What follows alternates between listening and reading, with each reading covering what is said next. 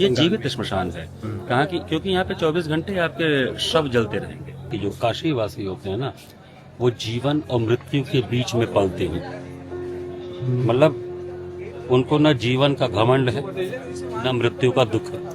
नहीं है, क्योंकि वो जब देवों के देव महादेव के भक्त हैं, तो किसी चीज से डर किस बात का? तो माता पार्वती गोद में लेके शव को बैठेंगी, तो महादेव आके उसके कान में ताड़क मंत्र जो होता है। क्या है ताड़क मंत्र? एक पहले तो डरेगा, कह रहे चिता है, भूत है, प्रेत है, आत्मा है, फलान ढमकान करेगा। यहाँ तो आत्मा और भूत प्रेत को तो लोग जेवा में लेके घूमते हैं बनारस वाले। हाँ, प्रणाम अमित जी, प्रणाम। कैसे हैं आज? बहुत बढ़िया, बहुत बढ़िया। और आज हम लोग हमारे आप बातचीत के आखिरी पर्व में हैं। जी। तो हम ये पूछना चाहते हैं आपसे, आप सर्वप्रथम हम यही जानना चाहते हैं कि आपके हिसाब से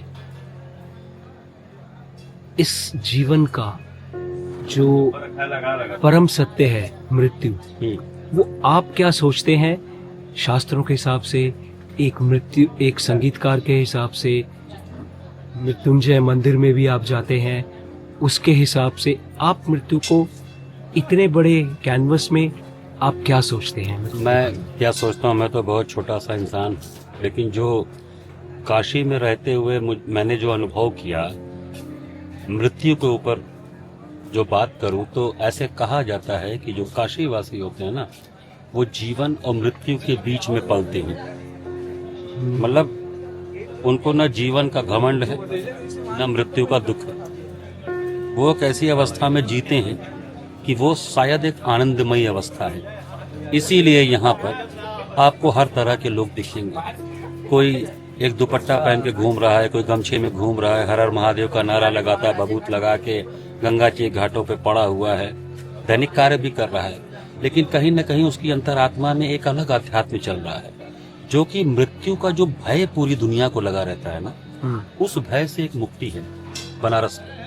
और इसका अनुभव आप स्वयं करेंगे। इस समय हम जहाँ बैठे हैं, आप जान रहे हैं, ये मणिकर्णिका तीर्थ कहा जाता है, मणिकर्णिका घाट है, बगल में चक्र पुष्करणी तालाब है, जहाँ पे बैठ के विष्णु जी ने तपस्या किया था और उनका मणि यहाँ गिरा था, और फिर ये मणिकर्णिका के नाम से प्रसिद्ध हुआ, ऐसा कहा जाता है। और कहा तभी जाता है जब कुछ हुआ होगा। तो अब यहाँ पे अगर मैं मृत्यु की चर्चा करूँ, तो मृत्यु मेरे लिए एक अवस्था है, जैसे जीवन एक अवस्था है, मृत्यु एक अवस्था है। क्योंकि ऐसे भी जीवन और मृत्यु का क्रम चलने वाला ये अनंत क्रम है।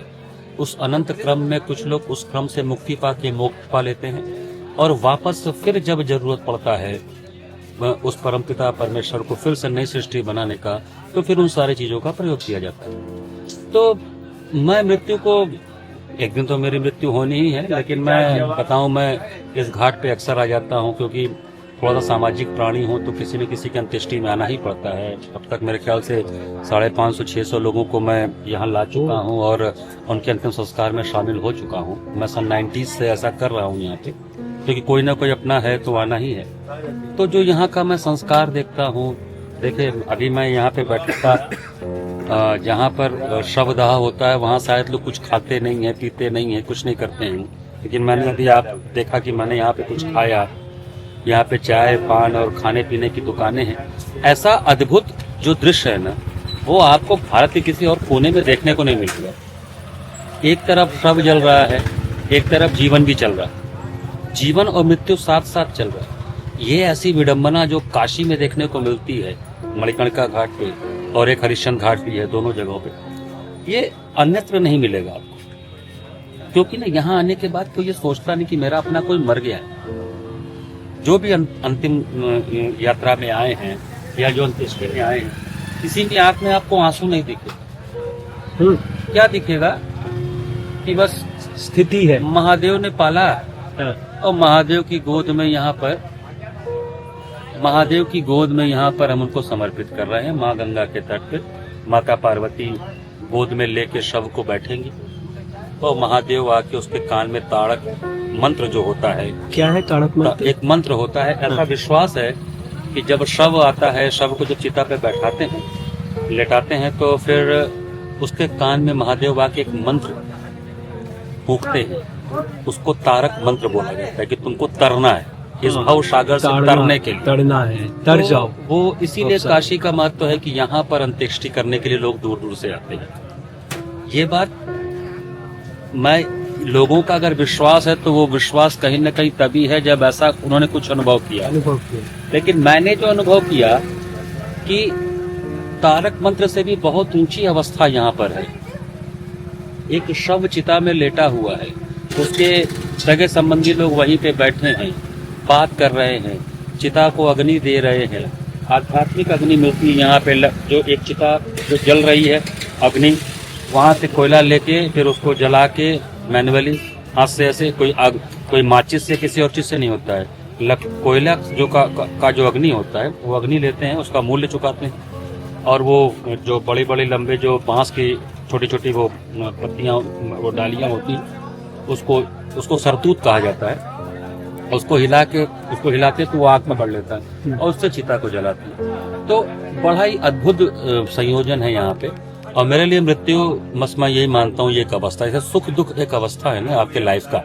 आपने लाइफ प्रारंभ किया जिस दिन आप पैदा हुए, आप एक अवस्था में आए, उस अवस्था के साथ अपने पिछले जन्म के कर्मों को लेकर आए और पूरे जीवन काल में अपने टाइमलाइन में आप उन कर्मों के आधार पर, अपने किए गए कर्मों के आधार पर सुख और दुख की अवस्था में आते जाते रहते हैं। और फिर एक दिन ये सारी अवस्थाएं समाप्त होती हैं और आप विलीन हो जाते हैं। आपकी आत्मा विलीन नहीं होती, आपका ये शरीर इस सृष्टि में विलीन हो जाता है, क्योंकि वो प्रकृति ने जो आपको जिस चीज से बनाया है वो सारी चीजें प्रकृति आपसे वापस ले लेती है। कार्बन से मिल जाता है, ऑक्सीजन ऑक्सीजन से, नाइट्रोजन से, ये सारी चीजें जो है ना प्रकृति में वापस चलेगी। और जो आपकी आत्मा है वो पुनर्जन्म हेतु किसी और गर्भ में प्रतिस्थापित हो जाती है। और ये क्रम तब तक चलता रहेगा जब तक आपका कर्म का बैलेंसिंग जीरो नहीं हो जाएगा। जिस दिन जीरो हो जाएगा कर्म का और भोग दंड का, उसके बाद आप मोक्ष पा लेते हैं। और वही मोक्ष की अवस्था के लिए लोग काशी आते हैं कि यहाँ पे पाप कर्म मिट जाते हैं। तो अब जैसे हम लोग स्मरणगंगा घाट पे आप इधर मंदिरों को भी देख रहे हैं, बहुत प्राचीन मंदिर यहाँ पे है। जब चारों ओर महादेव का मंदिर है और अब इस समय देखें जितने लोग आ रहे हैं वो यहाँ पे कुछ विजिटर्स भी हैं जो ये घाट देखने आए हैं और कुछ लोग अंतिम यात्रा में अंत्येष्टि के समय आए। तो एक अलग ही, और आसपास आप दुकानें भी देख रहे हैं, सब अवेलेबल है। ये लकड़ी के टाल आपको दिख रहे होंगे जहाँ पे लकड़ियाँ लेकर लोग अग्नि में चिता प्रज्वलित करते हैं और फिर अग्नि प्रज्वलित करके फिर सबको।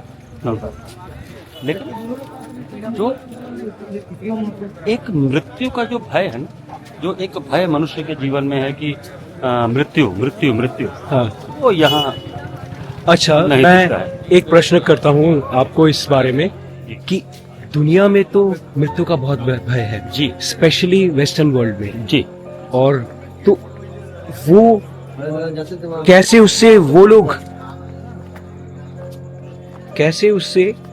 वो लोग निकल सकते हैं, क्योंकि यहाँ पे वो भय नहीं है। जिनके पास भय है वो उसको कैसे यहाँ के लोग दूर करेंगे? क्या यहाँ का मैसेज जाएगा उनको? भय किससे? मृत्यु से? किस चीज अपने का? रिश्तेदारों से उन लोग डरते हैं, अपने सबको मृत्यु का खोने भय से तो डरते हैं। हाँ, ये जो खोने का है ना, हाँ। ये बात तो है ना कि काशी में इंसान या मनुष्य जो है ना वो खोने की अवस्था से दूर रहता है, उसको खोने का काम नहीं रहता है। हाँ, क्योंकि वो खुद ही जीवन और मृत्यु के बीच में पल रहा है। हाँ, तो तो अब कैसे उनको हम लोग वो कर सकते वो हैं? तो परमानेंट मान के बैठे हैं ना वेस्टर्न कंट्री हाँ। के लोग अपने आप को, पाश्चात्य देश के लोग अपने आप को, तो वो तो जहन्नुम और वो वाले हैं ना, हाँ, जन्नत और Heaven और- जहन्नुम, हेवन और हेल्स वाले। हाँ, बहुत बड़ी विडम्बना है कि हमारे सनातन धर्म में ये आ गया कि स्वर्ग नरक होता है। नहीं होता है। नहीं होता है। हमारे सनातन में जीवन मृत्यु और पुनर्जन्म और मोक्ष होता है, ठीक है ना।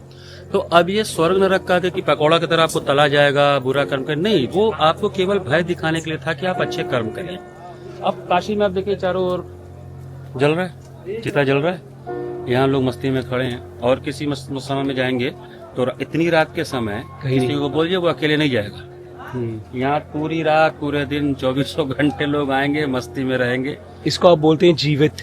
और वो कहाँ पे है? और भारत स्मशान में है ये, और एक वहाँ पे है तारापीठ पे, ये जीवित स्मशान है। कहाँ की? क्योंकि यहाँ पे 24 घंटे आपके शव जलते रहेंगे। तो इसीलिए यहाँ पे भय नाम का कोई चीज, क्योंकि किसी भी अवस्था से काशीवासी डरते नहीं है। अमीरी गरीबी पैसा है नहीं है, गमछा पहन के निकले हैं कि धोती पहन के निकले हैं कि पैंट शर्ट पहन के निकले हैं कि आज 5 स्टार में खा रहे हैं कल सड़क पे खाएंगे, इन सारी चीजों का कोई भय नहीं है, क्योंकि वो सब महादेव को समर्पित है। तो कैसे आप काशीवासी हैं, आपके पुरखे भी काशीवासी थे, आप बड़े आसानी से बोल सकते हैं भय नहीं है, लेकिन दुनिया को तो बड़ा भय लगता है। और ये खाली क्रिश्चियन, मतलब ये नहीं, उनको अब्राहमिक को भय लगता है, भारतीयों को भी, हिंदुओं को भी लगता है। उनके भय का कारण है कि वो परमानेंट मान के चले कि हमारा ये, मैं अमीर हो गया, मैं बिलियनियर हो गया, मेरे पास कार है, मेरे पास बंगला है, मैं ये हो गया, वो डरते हैं उन चीजों के छिन जाने से। एक होता है ना, आप सफल हो गए, आपके पास अरबों रुपए है, अब आप दिन रात इसमें डरेंगे कि मेरा अरबों रुपए कोई चोरी न कर ले। अब बनारसियों को इसका कोई दिक्कत नहीं है, बोलो तो बनारसी बना ले जाए क्या कर ले, वो ऐसे बोलेंगे, क्योंकि ना उनको वो अपना मस्ती में है। हर हर महादेव का नारा लगाना है, भोलेनाथ का भक्ति करना है, मस्ती में रहना है, पान खाना है, अभी तो आम का सीजन है, लंगड़ा आम खाना है, शाम के समय भांग बूटी छानना है। यहाँ का जो पान का है ना, वो उसमें ये नहीं है कि हम क्या है। आप चले जाएंगे भांग की दुकान पे तो एक गमछा वाला भी खरीदता दिखेगा और बड़े बड़े सेठ भी भांग खाते दिखेंगे वहीं पे। अब ये नहीं कि भांग खाने के लिए भी ताज होटल में खाएंगे तभी होगा, अरे नहीं यार, वो सड़क पे वहीं मिलेगा, उसका आनंद वहीं है, ठंडाई वहीं मिलेगा। तो ये जो सोच है ना काशी का, ये महादेव की कृपा से ये हुआ है, क्योंकि सब यहाँ पे जितने हैं सब महादेव को समर्पित है। वो कहते हैं कि जो करवा रहे हैं वही करवा रहे हैं। तो जिन लोगों को भय लगता है ना, उनको काशी आना पड़ेगा या महादेव को अपने पास लाना पड़ेगा। हाँ, आप जाएं, उनके निकट जाएं, आप उनके निकट जाएंगे तो आप काशी आएंगे ही। इस चिता के इतना बगल में खड़ा होकर भारत के किसी कोने में किसी भी नौजवान को खड़ा करके बोले कि जरा बात करें, पहले तो डरेगा, कह रहे चिता है, भूत है, प्रेत है, आत्मा है, फलान ढमकान करेगा। यहाँ तो आत्मा और भूत प्रेत को तो लोग जेवा में लेके घूमते हैं बनारस वाले। हाँ, क्योंकि नहीं है, क्योंकि वो जब देवों के देव महादेव के भक्त हैं तो किसी चीज से डर किस बात का। तो ये जो फिलॉसफी है ना, ये जो दर्शन है ना बनारस का, यही भारत का दर्शन रहा है, लेकिन अभी चेंज हो गया है। अब ये अच्छा। जब आप संपर्क में आते हैं ना, जब वो आकर्षक चीजों के संपर्क में आते हैं तो माया भी तो आपके मन को आच्छादित करती है। तो समस्या वो माया के चक्कर में फंसते हैं। लेकिन ये आप जब यहाँ आके देखते हैं ना, तो वो माया मोह आपका पीछे रह जाता है। आप कुछ भी हो, यहाँ खड़ा हर इंसान सोचता है कि हमको यहीं आना है, 7 मन 9 मन 11 मन की लकड़ी में जलना है। इस अवस्था में आने के बाद आपको आपका बैंक बैलेंस नहीं पता चलेगा, आप क्या हैं आपको नहीं पता चलेगा। अच्छा, अभी जैसे बोलते हैं ना पंचभूत में मिल जाना, जी, पंचभूत भी बोलते हैं, कोई सप्तभूत भी बोलते हैं। हाँ, और भी दो है आकाश, मतलब जो स्पिरिचुअल लेवल में जी, वो जो है प्रकृति और एक है प्रकृति और कोई। तो ये जो पंचभूत है, इसको यूथ कैसे समझेगा? और इसके साथ जुड़ा हुआ प्रश्न ये है कि हम लोग थोड़ा सा चेंज करते हैं उसका। तो इधर आ जाइए, महादेव का मंदिर है। हाँ,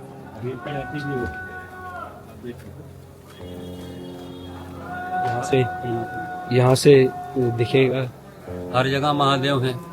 हाँ। तो डर किस बात का? समस्या तो ये है ना, बनारसी इसीलिए डरते नहीं है। अगर आप विज्ञान की दृष्टि से देखेंगे तो हमारा शरीर कैसे बना? 90% H2O है, पानी है, नाइट्रोजन है, अधिकतर हमारे जो शरीर की संरचना है वो कार्बन से है, ठीक है ना। ये सारी चीजें हमारे पृथ्वी के वातावरण में पाई जाती हैं। तो अभी जो इस समय जो जितने भी शरीर जल रहे हैं, तो इनसे वो सारे तत्व निकल के इसी हमारे वातावरण में विलीन हो रहे हैं। हमारे शरीर का जो H2O है वो हाइड्रोजन ऑक्सीजन में टूट के जा रहा है ना, वो पानी के रूप में नहीं दिखेगा, वो हाइड्रोजन अलग जा रहा है, ऑक्सीजन अलग जा रहा है। जितना नाइट्रोजन था बॉडी में वो निकल के जा रहा है, ठीक है, जितना कार्बन है वो निकल के जा रहा है। तो वो पृथ्वी जो तत्व है ना, जो पंच तत्व है, जो पंचभूत जिनको हम कहा जा रहा है, जिन पंचभूतों से हम बने हैं, उन्हीं पंचभूतों में वापस मिल जाएंगे, चाहे हम जमीन में गाड़ दें चाहे हम जला दें, होना तो वही चीज है। तो ये तो साइंस, ये तो विज्ञान भी कह रहा है कि भाई हमारा शरीर का मोल क्या है? हमारे शरीर का यही मोल है कि जिन तत्वों से हम बने उन तत्वों में टूट जाते हैं, हम विखंडित हो जाएंगे। उसकी अवस्थाएं बनाई गई हैं। सनातन में जलाने का प्रथा है, अब्राहम रिलीजन में दफनाने का प्रथा है। जैन धर्म में चले जाएंगे तो वहाँ पे पशु पक्षियों के लिए छोड़ देते हैं, लेकिन वो धीरे धीरे डिक्रीज होता है ना, मतलब वो भी मतलब डिसइंटीग्रेट होता होता रहता रहता है है, ना, होता रहता वो खत्म होके कहाँ जाएगा? इसी प्रकृति में मिलोगे और तो कहीं जाओगे नहीं। अब ऐसा तो नहीं है कि किसी का शरीर हम जला रहे वो पृथ्वी से बाहर चला जाएगा, इसी वातावरण में रहेगा। तो ये जो आज जो युवा हैं, जिनको अगर ये लगता है कि मृत्यु के बाद, लोग क्या सोचते हैं ना, मृत्यु के बाद की फिलॉसफी में वो पहले चले जाते हैं, पहले मृत्यु के तुरंत बाद आपके शरीर के साथ क्या हो रहा है, पर इसको तो समझ लीजिए। है। समझाइए। आपका शरीर 5 पंचभूतों में विलीन हो गया, तो उस विलीन करने के लिए जो नियम बनाए गए हैं, सबसे पहले सनातन ने नियम बनाया कि हम शरीर को जलाएंगे, क्योंकि सबसे जल्दी एटमॉस्फेयर में विलीन होने का प्रक्रिया यही है, जला के सबसे जल्दी, सब तुरंत, जल्दी और पूर्ण तरीके से पूरे आपके पंचभूत में पूरे शरीर का भाग जो है, फिर भी 5 अंगुल का भाग यहाँ पे रोक लिया जाता है, उसको गंगा जी में प्रवाहित कर दिया जाता है। 5 अंगुल का भाग क्या? मतलब इतना भाग शरीर का वो निकाल दिया जाएगा, उसको लकड़ी से उठा के गंगा जी में डाल दिया जाएगा। अब इसके पीछे का क्या राज रहा होगा? क्या वो कोई धार्मिक राज है? नहीं, वो जीव जंतु जो गंगा जी में है, जो मांसाहारी, उनको भोजन कहाँ से मिलेगा? तो हमारे शरीर का, मनुष्य के शरीर का या किसी भी शरीर का, जिसको भी इस परमपिता परमेश्वर ने बनाया है, ईश्वर ने बनाया है, वो सब दूसरों के काम आने के लिए होना चाहिए। आज ये शरीर जो जल रहे हैं, ये भी अब इस पृथ्वी के जो कार्बन और ऑक्सीजन और नाइट्रोजन का लेवल, उसको बढ़ाएंगे, क्योंकि आप बैलेंस करेंगे। तो ये नियम जो बनाए होंगे, वो कितने विद्वान रहे होंगे, आज के वैज्ञानिक उनसे किस बात क्या कर पाएंगे? अब कोई बोल दे नहीं भाई ये तो ऐसी परंपरा, ये परंपरा ऐसे नहीं देखी जा रही कि आप 4 लोग कंधे में क्यों लेके आते हैं? बताइए। क्योंकि वो जो 4 कंधा है, वही आपके अंतिम में आपके वो प्रेम का प्रतीक है, कि वो 4 आपसे प्रेम करते हैं, तब आए हैं। यानी कि अपने जीवन में आपने मनुष्य कमाया था, और जिसको कंधा नहीं मिलता, इसका मतलब पूरे जीवन तुम मनुष्य नहीं कमाए, तुम केवल पैसा कमाए, तुम भौतिकवादी चीजों में फंसे रहे, तुम उसके पीछे दौड़े। मनुष्य कब कमाओगे? किसी गरीब को रोटी खिलाओगे तो वो सर पे हाथ फेर के बोलेगा अरे खुश रहा, मजे मेरा। ये पाया तुमने? आज कोई मरता है तो लाखों लोग के आंख में आंसू आता है, कोई मरता है तो 4 लोग बोलते हैं अच्छा हुआ मर गया। क्यों है ऐसा? ये आपके कर्म से, आपने जैसा कर्म किया होगा पूरे जीवन काल में, वैसा ही आपकी अंतिम समय में आपके साथ घटित होगा। हाँ। अच्छा, जब डेड बॉडी को लेके आते हैं, हम लोग आजकल सुनते हैं, लोग बोलते हैं राम नाम सत्य है, लेकिन मैंने सुना है बहुत लोग ऐसे भी बोलते कि राम राम सत्य है। मतलब ये जो शरीर रूपी जो राम है, हाँ। जो दशरथ पुत्र है, जो एक्चुअली जो राम है, जो परमात्मा है, निर्गुण निराकार है, तो शरीर खत्म हो गया तो राम का जो राम है वो सत्य है। तो इसमें ये दोनों में क्या सत्य है क्या नहीं? शब्द तो यही है, राम नाम सत्य है। हाँ। अब राम के बारे में जो व्याख्या है लोगों की, उनको केवल दशरथ का पुत्र अगर आप मान लें, एक तो उनका ये व्याख्या है, जैसे मैं अमित मिश्रा हूँ, मैं किसी का पुत्र हूँ, किसी का भाई हूँ, किसी का मित्र हूँ, किसी का पति हूँ, किसी का मैं कहीं नौकरी करता हूँ तो मैं उसके यहाँ पे सर्वेंट हूँ। एक ही अमित मिश्रा के इतने स्वरूप है ना। अब हमको क्या बोलेंगे? केवल अमित मेरे माता पिता वाले, या बोलेंगे अरे मेरा एक मित्र भी अमित है। तो भगवान राम के साथ भी यही है, वो पर ब्रह्म है। वो पर ब्रह्म अलग अलग अवस्थाओं में आप उनके नाम का स्मरण करते हैं, दशरथ पुत्र राम, कौशल्यानंदन राम, पर ब्रह्म राम। तो आप ये जो राम नाम सत्य है, ये कहा जाता है, ये आपके अंत में आपको ले जाते समय इसलिए कि ये हम कामना करते हैं कि आप उस पर ब्रह्म के धाम में पहुंचे। हमारी ये कामना है, और इसलिए कहा जाता है कि राम का ही नाम सत्य है। तो फिर शिव नाम सत्य है क्यों नहीं बोलते? हरि नाम सत्य है क्यों नहीं बोलते? क्योंकि सशरीर जो ब्रह्म का जो अवतार हुआ था, हम उस परम ब्रह्म की बात करें, इसके बारे में शंकराचार्य जी ने बोला था कि अहम ब्रह्मास्मि, हम भी ब्रह्म है, आप भी ब्रह्म है। तो अगर इतना बड़ा अगर हम अवतार की बात करें, अवतार रूप में, तो राम जी पहले अवतार आए और मर्यादा पुरुषोत्तम थे। उन्होंने ऐसा नहीं किया कि अपने लाभ के लिए वो अपने मर्यादा से हटे, नहीं हटे। तो जो उनके प्रति जो भक्ति थी ना, तो उसको अच्छा, राम को ही पूजते हैं शिव और शिव को ही पूजते हैं राम, दोनों है को ना? पूछते हैं। तो शिव के धाम में अगर आप हैं और किसी को उस परम ब्रह्म के धाम में पहुंचाना है, तो पूज्य शिव के जो आराध्य हैं, आप उन्हीं का नाम उनको बोलेंगे, जय प्रभु वहीं पहुंचाइएगा जिनकी जहाँ पे साधना में राम आप, पहुंचे। जहाँ जिनकी साधना में आप स्वयं बैठे। महादेव स्वयं राम की साधना में है और राम स्वयं महादेव की साधना में है, तो महादेव के भक्त बोलेंगे ना कि वे राम जी के पास पहुंचाना। अभी भारत की कुछ जगह पे हरि बोल भी बोला जाता है, बोलो हरि बोली हरि बोल जी, ये बंगाल में बोला बंगाल में है, गुजरात में कुछ और बोला जाता है। तो ये सब जगह अलग अलग होता है क्या? हाँ, कुछ प्रांतों में अलग है, लेकिन अधिकतर जगह आपको राम नाम सत्य है ही सुनाई देगा, क्योंकि राम की महिमा ये माना जाता है, कहा भी जाता है कि महादेव के अगर कोई आराध्य है तो राम है और राम के आराध्य महादेव है। इसके पीछे का लॉजिक जो मुझे समझ में आता है कि हम अपने महादेव से ये प्रार्थना कर रहे हैं कि प्रभु इनको उसी धाम में पहुंचाइएगा जिनकी आराधना में आप तल्लीन है, जिनकी आराधना में आप लीन है। तो ये एक लॉजिक है, औरों का और लॉजिक हो सकता होगा, मेरे को जो समझ में आता है मैं ये चीज बताऊं। अच्छा, ये जो पंचभूत है जी, आकाश, फिर वायु,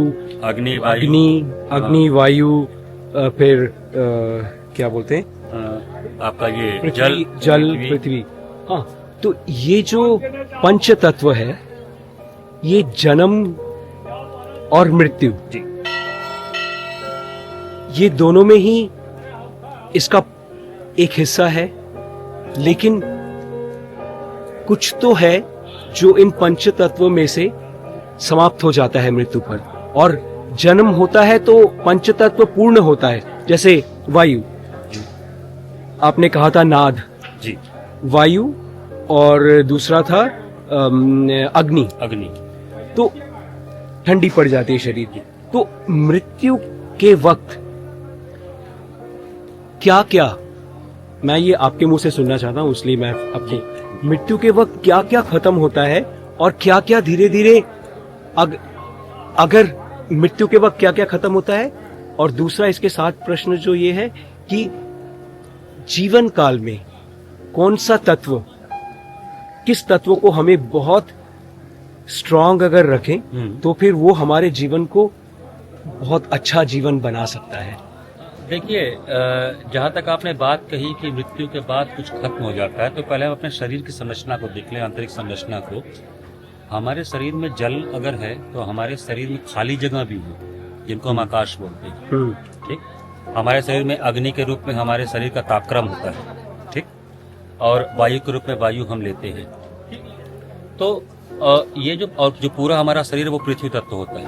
तो ये पांचों तत्व जब मिलते हैं तो ही शरीर का निर्माण होता है। हमने जन्म लिया, आपने अग्नि को नाभि में बताया था, नाभि का टेम्परेचर, क्योंकि वहां पे उसके पीछे का लॉजिक ये कि नाभि के ठीक पीछे बड़ी आंत होती है, लार्ज इंटेस्टाइन। हाँ, लार्ज इंटेस्टाइन। और जब हम खाना खाते हैं तो उसको पचाने के लिए अग्नि चाहिए। अगर ठंडा हो वहां पे तो खाना कभी पचेगा नहीं। अग्नि में एसिमिलेट होता है, खाने टूटते हैं, उनकी अच्छे जो चीजें हैं वो क्या करते हैं, शरीर में मिल जाते हैं, और जो बैड टॉक्सिक सब्सटेंस होता है वो हमारे शरीर से बाहर निकल जाता है। तो ये कार्य कौन करता है? अग्नि। इसीलिए नाभि का टेम्परेचर हमारा 98.4 डिग्री फ़ारेनहाइट के आसपास होता है, एक नॉर्मल मनुष्य के जो शरीर होता है। तो जब हमारा जन्म होता है तो पांचों तत्वों का जो उपयोग है वो हमारे शरीर को बनाने में हुआ, और उसके पश्चात जब हमारी मृत्यु होती है तो सबसे पहले अग्नि समाप्त होती है। अग्नि और वायु दोनों एक साथ साइमल्टेनियसली समाप्त होते हैं। क्या इससे अग्नि में प्रज्वलित करने का कोई रिश्ता है? अंदर की अग्नि समाप्त हुई तो हम इसीलिए अग्नि में बाहर के अग्नि में समर्पित करके वो बाहर की अग्नि में समर्पित करने का, तो इसको आप ये मानिए कि जो मैंने आपको पहले बताया कि सबसे जल्दी पंचतत्व में विलीन होने का रास्ता यही है। हाँ। इसको हम उससे जोड़ पाएंगे कि नहीं, मैं ये नहीं कह सकता क्योंकि मैं इसके बारे में ऐसा कुछ है नहीं, मैंने इसको अभी तक अध्ययन नहीं किया, ना मैं इसके बारे में जानता हूँ। लेकिन हमारे शरीर का अग्नि समाप्त होते ही हमारी वायु समाप्त होती है, सांस लेना बंद करते हैं, ये दो तत्व खत्म होते हैं तो उसके पश्चात हमारी पूरे शरीर के सारी जो मेटाबॉलिज्म है वो समाप्त हो जाती है, हमारे पांचों तत्व निष्क्रिय हो जाते हैं और इन निष्क्रिय पांचों तत्वों को हम फिर अग्नि में समर्पित करके उनको इस पूरे सृष्टि में विलीन करवाते हैं कि हमारे तो चल- गंगा जल में क्यों डालते हैं? गंगा जल में कहाँ डालते हैं? नहीं, गंगा जल मतलब जो बचता है नाभि और जो नहीं, एक कुछ पांच परसेंट। इतना बड़ा जैसे इस मुट्ठी के बराबर का, हाँ। इसको 5 अंगुल अच्छा, इतने बड़े मांस को बचा मांस लेता को या फिर नाभि को? है। नहीं, मांस को, वो शरीर का एक भाग होता है, हाँ। उसको बचा के जीव जंतुओं के लिए गंगा जी में डाला जाता है। उसको कहा जाता है कि नहीं इतना छोड़ा जाता है। अच्छा, तो ये उसके पीछे- नाभि मतलब नहीं, नाभि कोई- जो नहीं, जलता नहीं है, सुना है? नहीं नहीं, नाभि नहीं, कहा जाता है कि जो पीछे का पोर्शन होता है हमारा हिप के ऊपर का, हाँ। ऐसा कहा जाता है कि वो, और औरतों का पीछे का मतलब हिप के ऊपर का पोर्शन और मर्दों का ये छाती के आसपास का पोर्शन, ऐसा कहा जाता है। ये जलता नहीं है? जल तो जाएगा ही, हाँ, लेकिन लेकिन जलने से पहले उसको निकाल लिया जाता है कि ओ। वो वहां काम आ जाए। अब उसको जैसे नैरेटिव बना दिया गया कि नहीं जलता ही नहीं है। अरे क्यों नहीं जलेगा? जलेगा तो है ही है, वो ऐसा तो नहीं है कि किसी ऐसी चीज से बन के आए कि नहीं जलेगा। वो उसको निकाल लिया जाता है। ऐसे अभी ये प्रोसेस होगा ना, अभी वो निकाला जाएगा और निकाल के फिर उसके बाद आप देखेंगे कि फिर उसको 2 लकड़ी में पकड़ के गंगा जी में फेंका जाएगा। तो मेरा जो लॉजिक कहता है उसके पीछे ये था कि जो जीव जंतु हैं हमारे गंगा जी में, उनके उनका भी लिए पेट, मछली वछली जो है उनके उनके लिए। पेट को भी भरना था। ये सारी चीजें हैं, सारा फिलॉसफी, सारा दर्शन है काशी का। और हम तो मणिकर्णिका घाट पे खड़े हैं तो यहाँ का तो एक अलग ही महत्व है। इसको तीर्थ भी कहा जाता है और शायद तीर्थ क्यों इसको कहा जाता है? शव का तीर्थ, शव का तीर्थ। मतलब मुझे तो ये लगता है यहाँ आने के बाद भय और खत्म हो जाता है। भारत किसी और जगह पे जाएंगे तो लगता है आपको भय लग भी जाए, यहाँ तो आने के बाद भय खत्म हो जाता है। एक अवस्था होता है जो शास्त्रों में मैंने पढ़ा है कि वो मृत्यु जहाँ पे होता है वहां पे जब इंसान जाता है तो एक स्थिति उसके मन में आ जाती है। उसको एक शब्द बोलते हैं संस्कृत में, मुझे याद नहीं आ रहा है। उस स्थिति में, वो स्थिति जरूरत होता है इंसान को समझने के लिए, जो कि वही मेरा लक्ष्य है, मेरा वही सत्य है। उसको क्या बोलते हैं मुझे समझ में नहीं आ रहा, लेकिन मैं भी हाँ, नहीं वो जानता इसका, उसको। हाँ। लेकिन जैसे अवस्था की अगर मैं बात करूं, जब आप मृत्यु को प्राप्त हो गए, लोग कहते हैं कि जैसे वो 10वां और 13वीं इतनी चीजें चलती हैं जो, ये सारे नियम इसलिए बनाए गए हैं कि जो 13 दिन 10 दिन तक जो दुख की अवस्था में परिवार रहता है उसको ढांढस बंधाने के लिए लोग उससे मिलने आते हैं। और इन सारी परंपराओं को करने के लिए जो लोग भी शामिल होते हैं उनकी आजीविका चलाने के ये पूरे रास्ते बनाए गए हैं कि भाई उनको भी कुछ देते हैं। जो ब्राह्मण आपके यहाँ हैं, जो पंडित आपके घर के होते हैं, उनको दिया जाता है। जो ये घाटों पे जो लोग रहते हैं उनको भी आप कुछ देते हैं, खाने पीने का सामान, चाहे पैसा रुपया जो भी देते हैं, तो उनका आजीविका चलाने का नियम है। नहीं तो सनातन को अगर आप बहुत डीपली स्टडी करेंगे तो पलक झपकने के भी हजारों या लाखों समय में जैसे ही आपकी मृत्यु होती है, आपकी आत्मा दूसरी जगह ट्रांसफर किसी गर्भ में हो जाती है इतनी जल्दी। तो वो 13 दिन तक क्यों घूमेगी? क्यों घूमेगी? तो उसका तो एक क्योंकि स्थिति होता है। आत्मा तो मुक्त है जो ना, कि- हाँ। आत्मा तो मुक्त है ना। कुछ आत्मा लोग किसी प्रेत बंधन- बन जाते हैं। वो तो लोग कहते हैं ना। हाँ, प्रेत से किसने बात की है? ये लोग कहते हैं। लेकिन जो मुक्ति, आत्मा तो मुक्त है। आत्मा का कोई न बाप है, न माता है, न पिता है, कुछ नहीं है। आत्मा का किसी से रिश्ता नहीं है। शरीर का रिश्ता हो सकता है। हम रोते भी शरीर के लिए, लेकिन आत्मा के लिए तो नहीं रोते, क्योंकि आत्मा को हम देखे ही नहीं, उससे मिले ही नहीं। लेकिन शाश्वत तो आत्मा है, क्योंकि वो परमात्मा का एक पार्ट है, उसका एक हिस्सा है। बहुत लोग मानते नहीं है आत्मा को। न माने क्यों? वो आपको क्या पता है जो उनको नहीं पता, जिसके कारण नहीं मानते? पता नहीं, ये अनुभव की चीज है। आप आइए, अनुभव करिए, कहने की जरूरत ही नहीं है। अपने आप आपको पता चल जाएगा होता है नहीं होता। आप आइए। ये चीज जो है पोथी पढ़ के नहीं समझ सकता है नहीं इंसान। नहीं नहीं नहीं, इसको आप अनुभव करना पड़ेगा। आप ये पोथी पढ़ के, बहुत ज्ञानी हो के, बहुत धर्म पढ़ लिए, बहुत आप बीटेक हो गए, आप IITN हो गए, आप MBA हो गए, आप बहुत बड़े ज्ञानी हो गए। ज्ञानी वो है जिसने अपने ज्ञान, जो ज्ञान पाया उससे वो ज्ञान पा सके जो उसके रियल जीवन से रिलेटेड।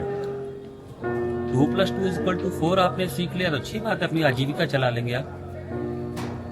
लेकिन 2+2=4 और 3×3 9, क्या इनका यूनिवर्स से भी कोई रिलेशन है, कोई रिश्ता है? जब ये सोचना प्रारंभ करते हैं तो फिर आप आते हैं। या आपको बंबई के जुहू चौपाटी पे ये दृश्य नहीं मिलेगा। क्योंकि वहां पे आप भौतिक चीजों के लिए जा रहे हैं। यहाँ आएंगे तो आपका सोच में जूहू चौपाटी नहीं आएगा। यहाँ तो ये आएगा कि मेरा कोई रिलेटिव, मेरा कोई संबंधी सामने जल रहा है, जिसके साथ मैंने जीवन के 50 साल, 60 साल, 70 साल, 40 साल बिताए, और उसको आप देख रहे हैं आराम से। आप तो नहीं कूद के जा रहे हैं ना उसमें। जब तक जीवित था उसको दवा पानी खाना पीना सब कराए ना, लेकिन ऐसा तो नहीं कूद के जा रहा आप खुद भी जल जाइए। ये जो मोह का त्याग है ना, ये मणिकर्णिका सिखाता है। मोह का त्याग, मोह का त्याग है ये। यही कृष्ण जी ने बोला ना गीता में कि अर्जुन तुम क्या देख रहे थे, तुम्हारे पिता है, ये है, वो है।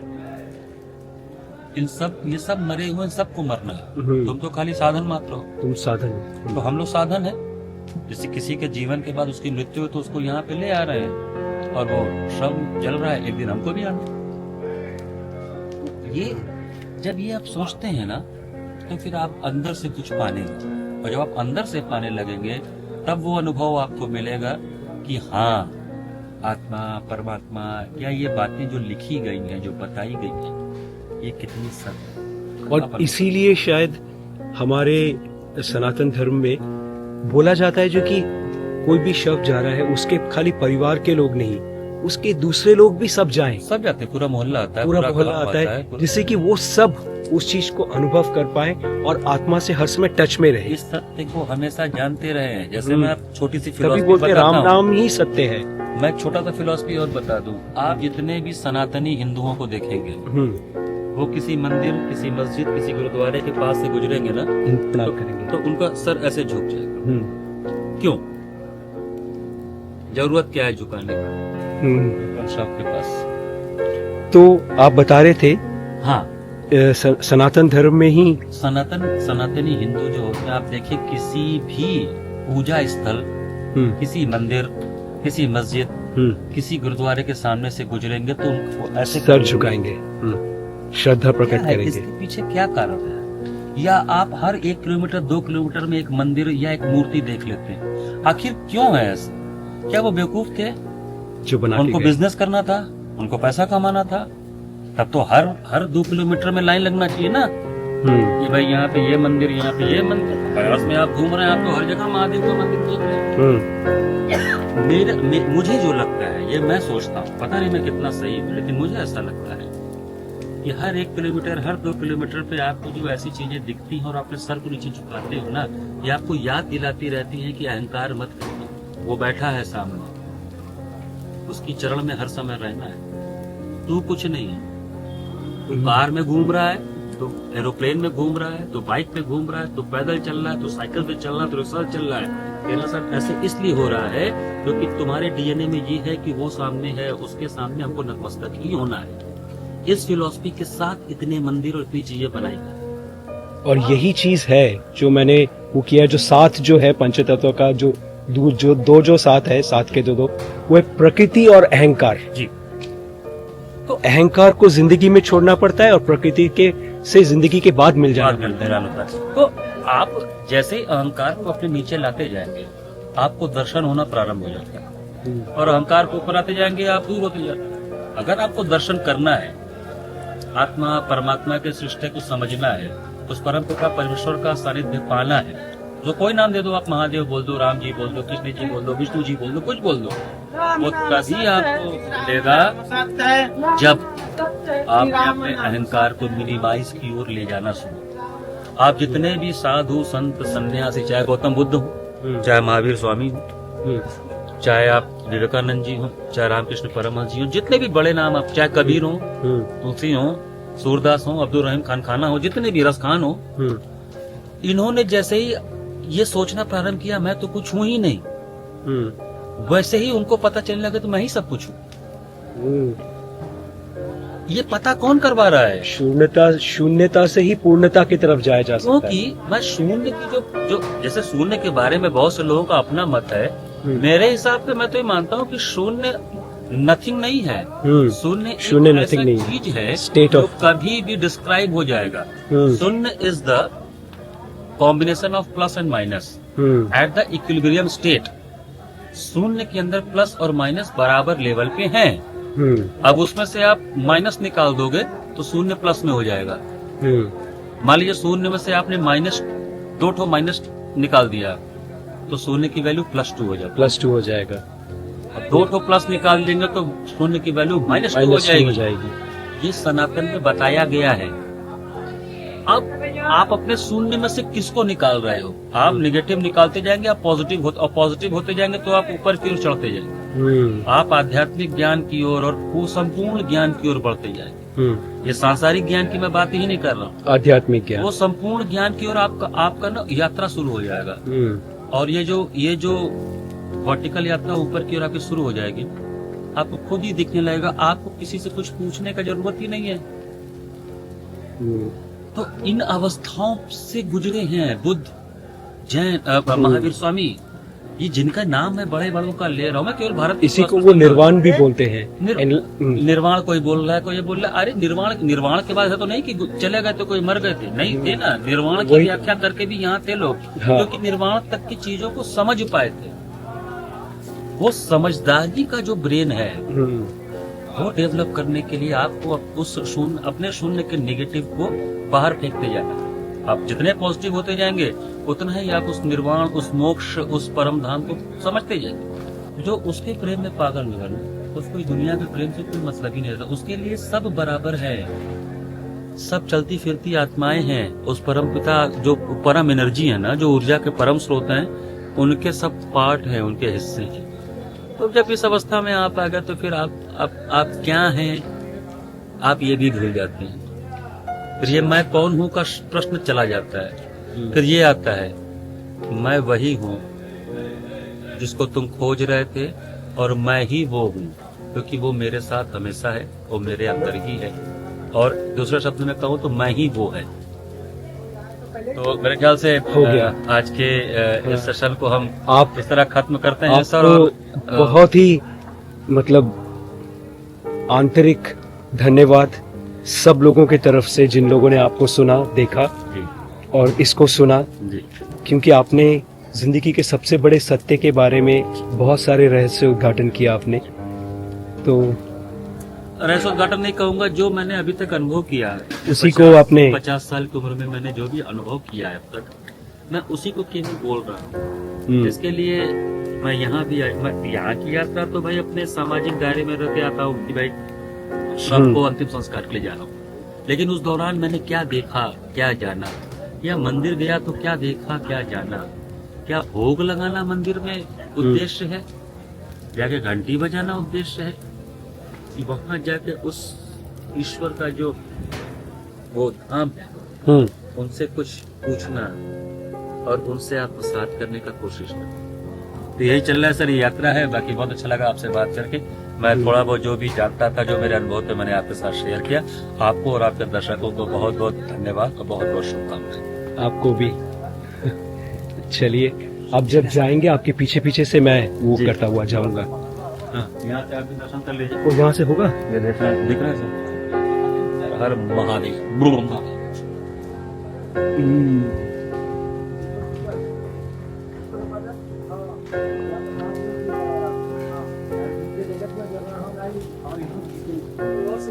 कहा कर दिखा दिए जब कोई बात थोड़ा सा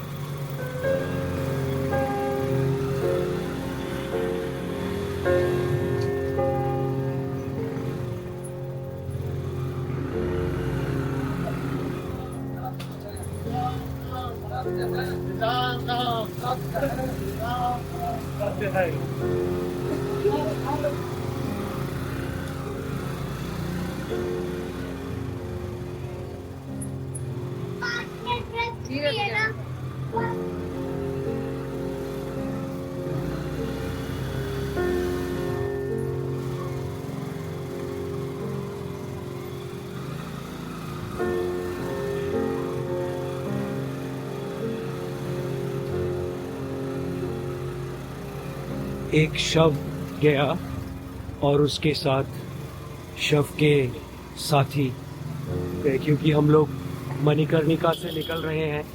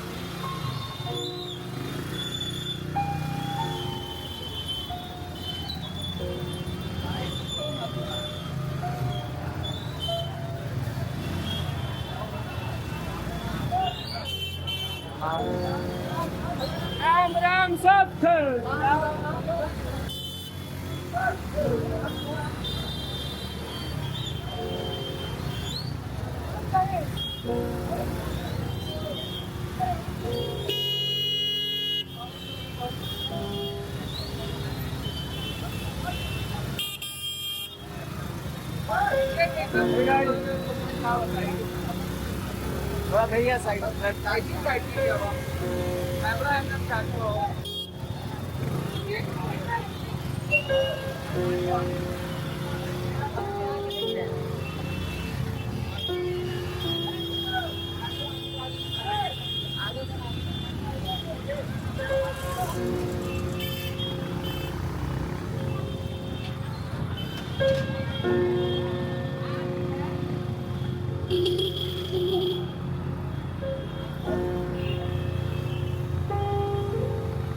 तो हम अभी निकल कर आ रहे हैं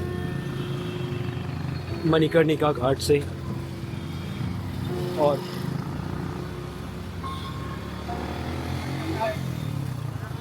मृत्यु एक स्थिति है, डरने की वस्तु नहीं है। बस यही बोलकर हम इस ब्लॉग को समाप्त करेंगे और कुछ नहीं बोलेंगे। आप बस अपने फीलिंग्स नीचे ज़रूर लिखना, और इस मृत्यु एक स्थिति है इस ब्लॉग को हर इंसान तक पहुंचाना। शायद उसका जो डर है मृत्यु से, शायद उसका जो कंसर्न है, चिंता है, वो चिंता सदा के लिए समाप्त हो जाएगा। तो मिलते हैं फिर एक और ब्लॉग पे, तब तक के लिए प्रणाम।